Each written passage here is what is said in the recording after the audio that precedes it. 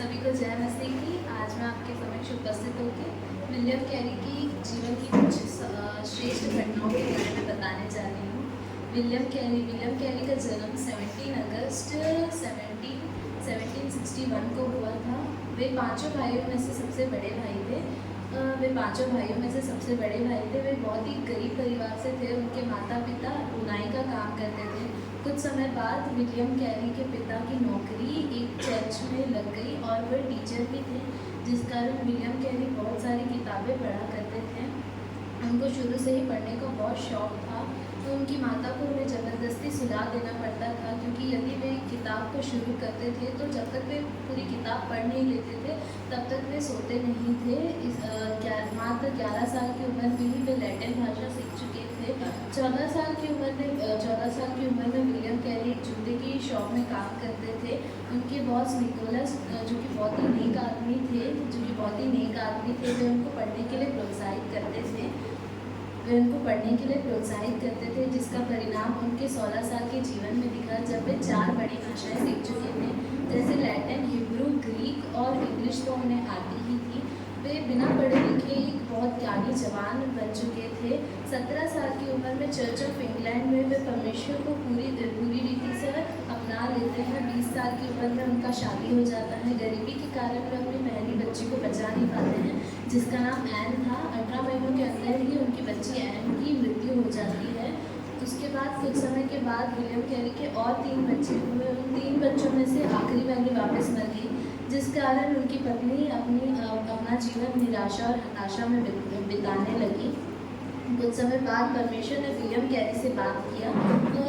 इशाया नबी की किताब उसका 54 का 5 और 6 वचन के द्वारा परमेश्वर ने विलियम कैरी से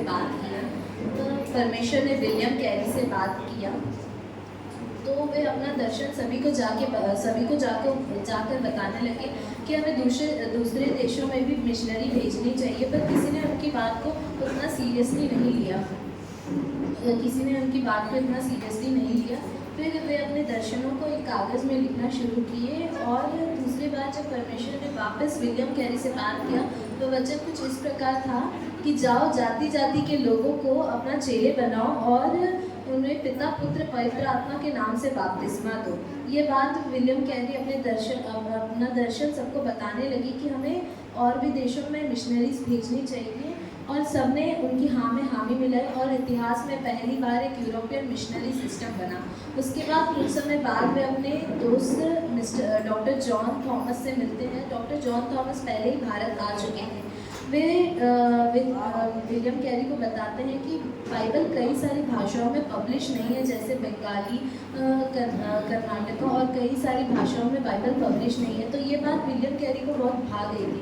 तो विलियम कैरी तय कर लिए थे कि वे भारत आएंगे और बहुत सारी भाषाओं में बाइबल पब्लिश करेंगे। विलियम कैरी भारत आते हैं 5 महीनों की मशक्क़त के बाद, और उसके बाद 10 साल के अंदर ही वे भारतीय कठिन भाषाएं जैसे मराठी, हिंदी और संस्कृत जैसी भाषाएं सीख लेते हैं। अब हम बात करेंगे विलियम कैरी के जीवन से भारत को क्या क्या लाभ पहुँचे। भारत को 4 लाभ पहुँचे विलियम कैरी के जीवन से। पहला, सती प्रथा। जैसे आप सबको पता है, पहले के समय में यदि किसी का पति मर जाता था तो उसके साथ उसी मशाल में औरत को भी जला दिया जाता था। यह प्रथा को विलियम कैरी राजा राम मोहन राय की सहायता और मदद से नाश कर दिया, ये प्रथा को। और दूसरा, सीरमपुर यूनिवर्सिटी बनी। तीसरा, प्रिंटिंग प्रेस बना। पहली बार 2 लाख नॉवेल्स और न्यूज़पेपर भारत में आए गए थे। और चौथा, डिक्शनरीज विलियम कैरी के द्वारा बने। धन्यवाद।